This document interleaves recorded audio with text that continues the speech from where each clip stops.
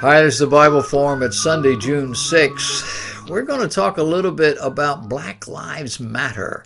Family goals versus Black Lives Matter. This past Thursday, a college publication called The College Fix reported that John David Rice Cameron Banks, they called him a freshman, he's really a sophomore, said, quote, "The Black Lives Matter movement is contrary to black families," end of quote. He got a lot of people's attention. He's president of Stanford College Republicans. That's a new office. He just got it. And he made the comments during a Make Stanford Great Again event hosted by the college Republicans and featuring Turning Point USA's Charlie Kirk and Candace Owens. During his remarks, Banks tackled the Black Lives Matter movement, which he said he believes is contrary to black family goals. He says it does not champion the need for strong black families with husbands and fathers as the role models. During the Q&A portion of the event, Banks stood up and said, quote, "I've been researching Black Lives Matter, and I've been understanding the politics and how they are funded by white liberals. Recently," he continued, "I've been feeling like Black Lives Matter is white liberals in blackface. And it's because the white liberals are all about feminism, all about LGBT. White liberals don't really care about black people. Of course," he says, "I also realize that white liberals don't really care about me either." He went on to embolden his remarks and the positive response of the audience, saying, "I am empowered. They don't want me to have that power. They want to keep me dependent, these white liberals." But he says, "I'm realizing this. They put white liberal ideas, LGBT, women, non-binary, white, feminism, all that Hillary Clinton stuff, they put it in blackface." Now, from me, not to be too critical of young Mr. Banks, but I say his parents are part of the problem. How, you ask? Well, apparently his mother refused to take his father's family name. He is John David Rice Cameron. I know, that's old, that's white, that's traditional. But think about it. The same God that declares all human beings to be sinners in need of salvation by the shed blood of God's Lamb, the Lord Jesus Christ, declares that women are to place themselves in the help-meet role, not the dominant role, not even an equal role in marriage. The family name and heritage passes through the male of the species, always has. It's a matter of order and social structure. The hyphenated name is a product of the feminist movement.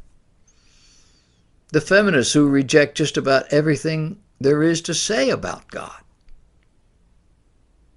Now, the New Testament is full of this dirty word.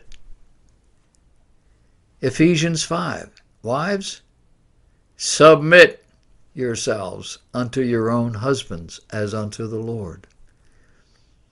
Colossians chapter 3, "Wives, submit yourselves unto your own husbands as it is fit in the Lord."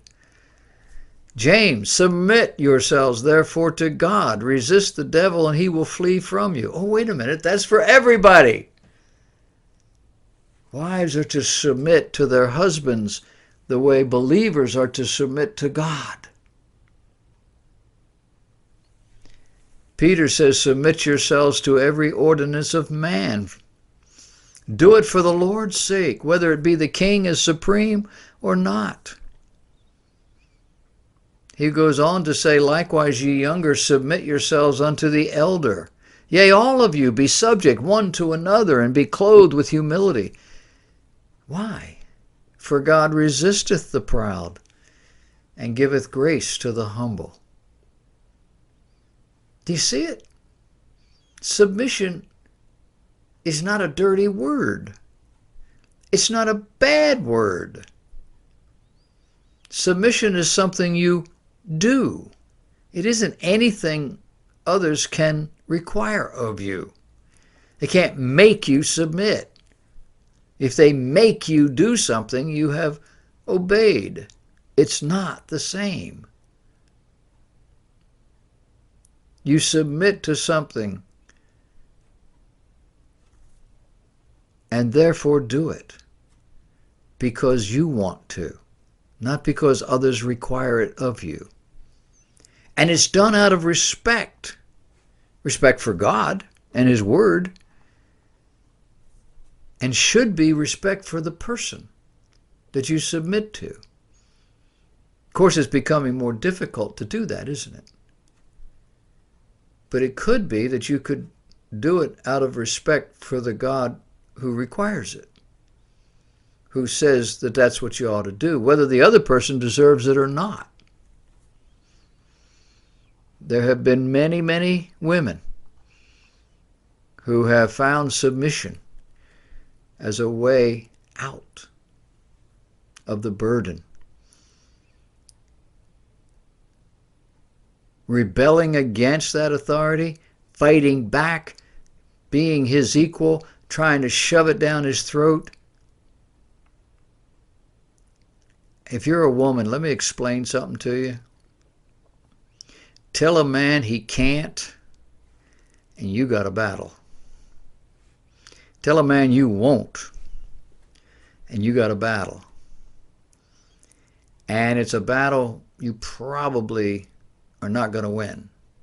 Oh yeah, well I can tell you, yeah, well okay, you'll get your way, but you won't win. And the same is true for men who go out and work for others, whether they be male or female. They are required to submit there as well. And they can rear up on their hind legs and say, I ain't going to do it. And they'll be out of work. Or I'm not going to do it your way. And they're going to get in trouble. It's never going to be good. But there are so many stories, so many testimonies of people who, when they stopped the antagonism, the other person came their way.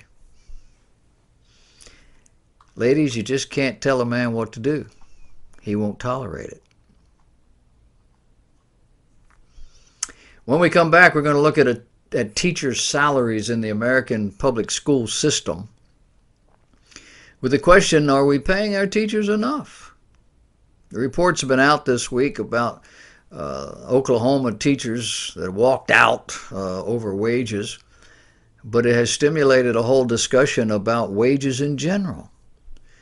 And so we're going to take a look at that when we come back. Stay with us.